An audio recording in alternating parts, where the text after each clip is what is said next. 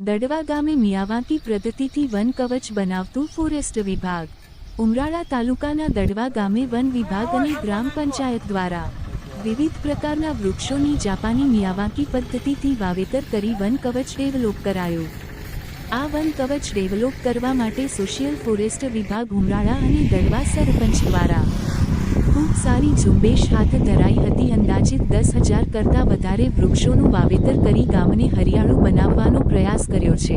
જગવિખ્યાતમાં રાંદલ માતાજીના મંદિર દડવા ગામમાં આવેલ હોય તો દડવા ગામમાં આવતા શ્રદ્ધાળુને એક મિની ગાર્ડન અને બાગડા, વન કુટીર, નાના બાળકો માટે હિંચકા લપસ્યા, ચકરડી, સ્ટ્રીટ લાઇટ વગેરે વન વિભાગ દ્વારા ડેવલપમેન્ટ કરવામાં આવેલ છે। ઉમરાળા ફોરેસ્ટ અધિકારી દ્વારા જણાવાયું કે રેન્જના તમામ ગામોમાં વન કવચ સહિતની અલગ અલગ પદ્ધતિથી વધારેમાં વધારે વૃક્ષોનું વાવેતર કરવામાં આવે।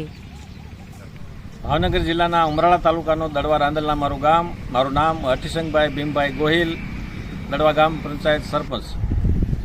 ગુજરાત સરકારના વન વિભાગ અને ઉમરાળા રેન્જ દ્વારા ફોરેસ્ટ વિભાગ રેન્જ દ્વારા અમને પ્રેરણા મળી અને સરકારશ્રીની યોજના મિયાવાકી પ્રોજેક્ટ દડવા ગામે શરૂ કરવા માટે અમારી પાસે વાત લઈને આવ્યા ત્યારે આ વાતને અમે વધાવી લીધી અને આજે જેના પરિણામ રૂપે જ્યાં ગાંડા બાવળનું સામ્રાજ્ય હતું ત્યાં સરકાર દ્વારા જ્યારે આ અભિગમ વૃક્ષ ઉછેર માટેનો અભિગમ અપનાવવામાં આવ્યો છે ત્યારે દરેક ગામના સરપંચોને પણ અમે વિનંતી કરીએ છીએ, તમે પણ પોતાના ગામમાં મારા ગામે અમે જે અભિગમ અપનાવ્યો છે, જળ એ જીવન, જેટલું પાણી બચે એટલું પાણી બચાવવાનો, વૃક્ષ એ જ સંપત્તિ।